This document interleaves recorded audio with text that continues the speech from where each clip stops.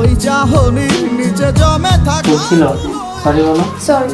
মানে এত বড় কিছু করছো তারপরে মানে শুধু একটুখানি সরি। বিকেলে এই আমি পাথর নই তবু কেন ভেঙে চুরমার করে দিলি তোর সেই কালো জাদুর মায়াতে কেন মরে কবজা করে নিলি পারবি কি তুই চোখের নিচের কালো দাগ আমার মুছে আমি তো মারতে পারি বলো। ব্যথা পাইছো? থেকে ফিরিয়ে নিয়ে আমার আবার ব্যথা পাইছো তুমি?